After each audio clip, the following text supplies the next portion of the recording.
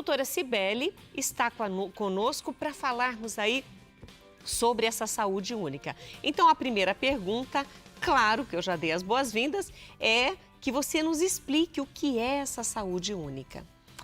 Vamos lá, pessoal. Então, assim, ó, a saúde única, ela é baseada em 3 pilares, tá? Então, é o ambiente, né, voltado para a ecologia, o lado humano e o lado animal. Então, não tem como eu ter qualidade de vida se a gente tem, às vezes, fatores climáticos influenciando, né, a qualidade de vida. Então, a gente até acabou de passar por um evento, né, recente, ainda esse ano, no sul do país, onde, por uma questão climática, a gente passou por uma situação de alagamento, né, transbordamento de rios, e fez com que as pessoas ficassem desabrigadas, os animais ficassem desabrigados, né, então, fruto de uma alteração climática.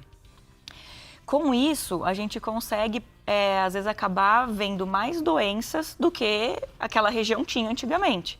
Né? Então, com a questão dos peixes saindo do rio, conseguindo, né, viver nas ruas, já que, né, esse nível dos rios elevaram, a água invadiu a cidade e tudo mais, os cães acabavam comendo os peixes. Numa dessa, a gente tem um verme do rim. Esse verme do rim chama Dictofima renale. Então, ele é transmitido muitas vezes, né, com aquela carcaça, o peixinho que o cachorro come. Então, ele vai fazer... O peixe se contamina e contamina o animal que o come. Exatamente. Então, muitos cães que foram resgatados, tanto lá, né, que tiveram esse diagnóstico, quanto os cães que vieram para o estado de São Paulo. Aqui na nossa região, nós atendemos bastante, tá? Casos de cães que vieram positivos para esse tipo de verminose. Cães que foram adotados de lá. Exato, que foram para abrigos, né? Sim. E catalogados, identificados, como, né, se perderam muito ali das famílias, acabaram sido resgatados por famílias daqui. E foi para o Brasil inteiro, né? Então, a gente acabou tendo esse diagnóstico, então a gente pensa, né, nesses 3 pilares. Foi uma catástrofe, né, ecológica que afetou, né, tanto as pessoas quanto os animais. Então, e aí não tem, né, como um pilar tá bom se o outro não tá. Então, esse tripé tem que trabalhar de uma forma equalitária. A gente tem uma outra questão também que é fácil da gente associar em casa, da gente perceber. Efeito estufa, aquecimento global. Isso, né, já teve um start. A gente não consegue voltar atrás, recuperar, né, esse aquecimento. Então, a gente está vendo a cada ano que passa a temperatura subindo um pouquinho. Daqui a pouco a gente vai mudar a frequência, né, o nível, né, de temperatura que a gente tem às vezes nos trópicos. Então, esse aquecimento faz com que aumente, por exemplo, o derretimento das geleiras. Sim, a gente tem visto, inclusive, pelas redes sociais e pela internet, pela web de uma maneira geral, animais destes habitats que estão sofrendo demais. Sim. Primeiro, com escassez de alimento, muitas vezes ficam perdidos nas geleiras que se deslocam. Formam aquelas ilhas, né, aquelas isoladas. ilhas. A gente vê muito resgate desses animais, alguns feridos, inclusive. Sim. Então, a gente consegue entender que a ação do homem, ao longo desses anos, como você falou, já deu o start, não dá para voltar atrás. Então, o que nós podemos fazer para ajudar esses animais, ajudar o meio ambiente, para que tenhamos essa saúde única e tudo isso não venha nos afetar de uma maneira direta? Aí envolve, né, a consciência, o desperdício, né, de todos os nossos recursos naturais. E para você ter uma ideia, a gente tem uma extrapolação, uma especulação, que daqui a alguns anos até um urso polar pode ter uma doença do carrapato. Porque hoje o carrapato não sobrevive naquela temperatura, mas o pouquinho que ela sobe e o pouco que ele se adapta, já que é uma praga e tem facilidade de adaptação, às vezes o que os nossos cachorros hoje sofrem, né, num país como o Brasil de clima tropical, que a gente tem, né, uma temperatura a maior parte do ano elevada, que é propício para o carrapato, nos cães, gado, né, nos cavalos. Então, às vezes vai chegar até em outras espécies que hoje nem sonham em ter, nem sabe lidar com um parasita desse, né, transmitindo uma possível doença ali para eles. Agora, nós ampliamos esse leque de conhecimento, levando aquilo que acontece no meio ambiente, aquilo que acontece com os animais. Vamos trazer para as famílias. Hoje, o hábito de adotar um animal, seja ele qual for, um cachorrinho, um gatinho, como o meu filho fez recentemente, inclusive o gatinho dele colocou um nome de gente, eu gosto muito de colocar nome de gente e animal, e ele colocou o nome de Zeca. E aí, às vezes, quando eles querem chamar muita atenção, José Carlos. Aí tem um nome composto. Aí tem um nome composto. É mais sério. E eu falo, mas isso faz parte de muitas famílias hoje. Sim. Né? É dar essa humanidade a um animal. Exato. E tratam com carinho, como um membro da família. E aí nós vamos saber daqui a pouquinho de você, Cibele, o quanto isso é bom para o animal, é bom para a família e o quanto esse cuidado tem que ser ainda mais zeloso por conta dessa saúde que se quer preservar, essa saúde única. Que já iniciamos no bloco anterior com a doutora Cibele Tristão, que é médica veterinária e hoje está nos falando sobre essa saúde única, On Health, que é justamente esse nome, né, em inglês, mas que já está tomando proporções gigantescas. Aqui no Brasil, quer dizer, isso não nasceu no Brasil, nasceu no exterior? É uma ideia, assim, através de estudiosos, né, que estão às vezes inseridos ou não dentro de universidades importantes, que foi vista a necessidade de que não tem, né, como um animal de estimação estar bem se o dono, né, se o tutor não está bem e vice-versa. Então, e se o ambiente também não está bem, como a gente conversou no primeiro bloco.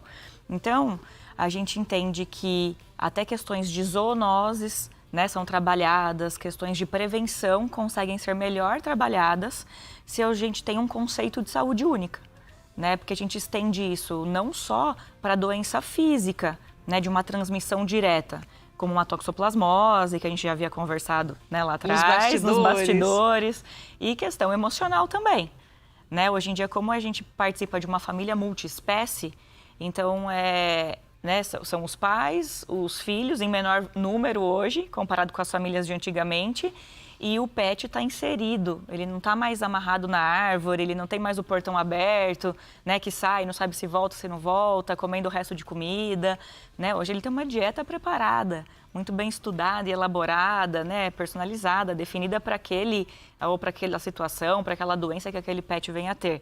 Então a gente conseguiu melhorar, né, a medicina veterinária vem melhorando em várias questões. Hoje em dia são mais de 60 especialidades que a gente pode contar dentro da veterinária.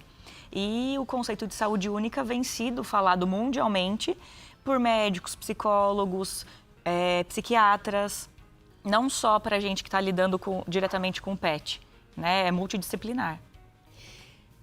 A gente entendeu essa saúde única, mas pensando agora nas famílias, que foi o que nós deixamos para conversar nesse bloco, como que as famílias podem proporcionar a esse pet muito mais saúde a partir da sua própria saúde? Quais são esses cuidados que devem ser aplicados? Rita, hoje o grande benefício é a prevenção, né, quando a gente aplica esses cuidados. Esses pets, estando mais próximos de nós dentro de casa, ele consegue ser melhor observado, né? Muitas vezes no quintal, passou mal, a gente nem sabe que teve um vômito num lugar, num gramado, ou vomitou na rua. Hoje ele não tem mais acesso a essa rua, né? Eles são mais domiciliados. Então a gente consegue pegar muito mais rápido se está apresentando algum sintoma. Então ele já chega para a gente antes. Antigamente não, a gente perdia muito timing, né, de tratamento. A gente não tinha também recursos de tanto exames de pronto, como ultrassom, exames de sangue, raio-x, exames de imagem no geral. Hoje em dia até a ressonância a gente já tem aqui na nossa região, tomografia a gente já tem aqui na nossa região. Então é aquela coisa de eu conseguir olhar para esse pet mais rápido e mais cedo diante de algum problema. Fora que a gente conhece o que a gente tem na nossa região, de gatilhos ou de injúrias, e eu consigo trabalhar a prevenção também. Então, quando eu pego um pet que ele já vem para mim com uma carteirinha com as vacinas corretas, nas datas corretas, né, pensando que aquele protocolo foi personalizado para aquela região que ele mora, os cuidados de controle de endoparasitos, que é a vermifugação, né, que a gente fala popularmente falando, controle de ectoparasitos, porque todos são transmissores de doença. né? Eu não tenho ali só a pulga e o carrapato causando um problema físico, tópico, pela reação da picada. Eu tenho transmissão de doença durante essa picada também, ou quando a pulga é engolida, por exemplo, na hora da coceirinha ali com a boca. Então a gente consegue, se eu sei que aquele pet já está com tudo em dia, eu já pulo no meu diagnóstico diferencial. Eu já sei que aquele paciente faz tudo certinho, opa, não vou perder tempo investigando tais doenças. Eu já vou procurar as outras, né? Porque eu sei que ali já foi resolvido. Facilita para o veterinário. Exatamente. Então, para quem gosta de trabalhar com prevenção, a saúde única, fora a zoonose também, né? No caso de uma criança pequena, que às vezes, né, põe mais a mão na boca, não tem tanto cuidado quanto um adulto já tem, né? Não tem essa percepção. Sim. E essa questão também do olhar comportamental, porque daí é um limite muito tênue também, né? Até onde a gente está interferindo, né, em antropomorfizar, como a gente falou no outro programa, né, e até onde é humanizar. Então, onde eu humanizo, eu cuido melhor, eu tenho um zelo maior. E eu estou tratando aquela espécie como aquela espécie. Eu não quero transformar em humano. Transformando aquela espécie, aquele pet, num ser humano. Exato. Né? E aí entra a prevenção também. Que é a antropomorfização. Eu enrosquei da outra vez, eu estou vendo que eu vou enroscar de novo. Repete, Sibeli. Antropomorfização. Antropomorfização. Devagarinho sai, né, gente? Mas, e as pessoas hoje estão realmente misturando isso, confundindo. Estão transformando os seus pets em seres humanos. Uhum. Aí quer dizer, é ruim. Isso é ruim. É ruim para o pet também. Ruim para o pet.